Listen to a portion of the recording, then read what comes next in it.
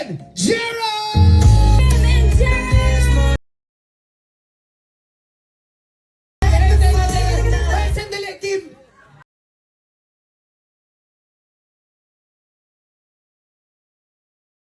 Gerald! Gerald!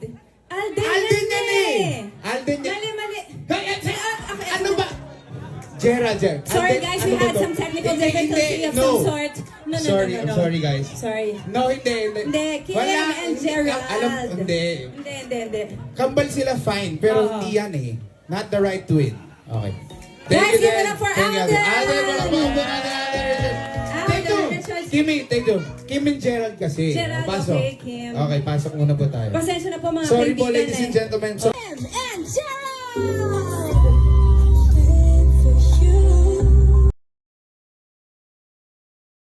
Sandali, wait lang, Kim. Ano naman to? Anderson yan eh. Kim, ito Anderson Gerald. yan. No, sorry, Gerald. Sandali, wait lang, Kim. Ano naman to? Anderson yan eh. Kim, ito Anderson Gerald. yan. Hindi, Gerald Anderson yan Anderson eh. yan. Hindi. Okay. Ano talaga to? Look test? Boss Vincent?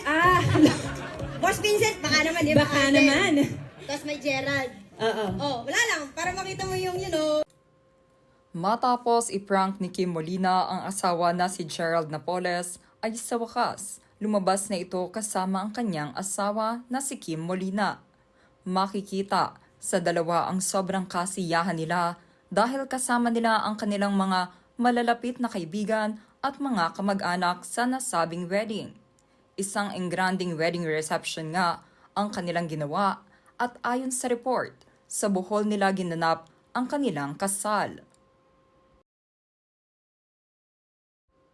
Ayon din sa report ay milyones ang nagastos ni Kim at Gerald sa kasal nila.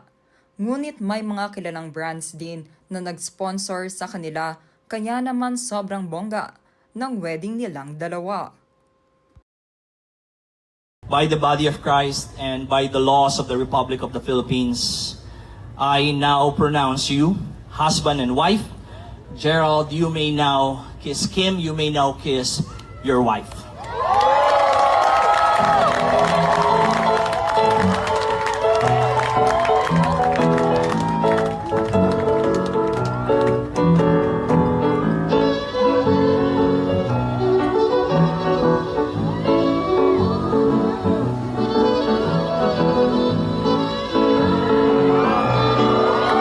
Ladies and gentlemen, it is my pleasure to present to you Mr. and Mrs. Gerald Kimberly Napoles. Kaibigan na pinatay. Ito, kumusta natin sabi.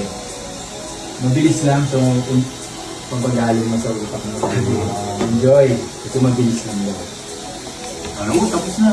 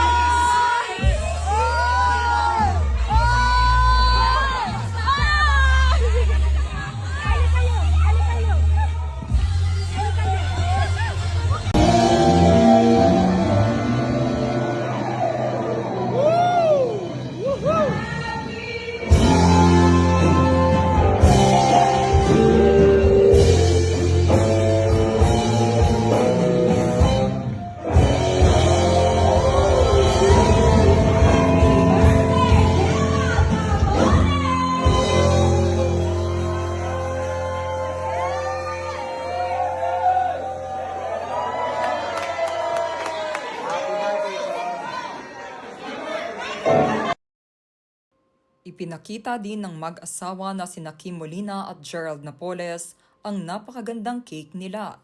Hindi na din sila kumuha ng trending na cake na pahiga, kung saan naging issue noon sa kasal ni Carla Abellana dahil mukhang kabaong daw ito.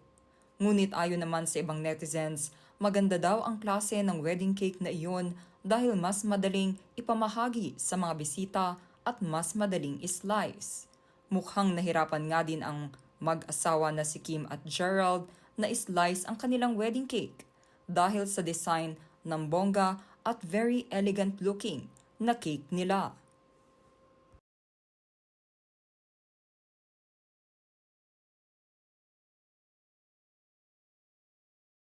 Nagkaroon din ng special part ang ama ni Kim Molina sa kanyang wedding, kung saan ipinakita nito na namana niya ang ganda ng kanyang boses sa kanyang ama.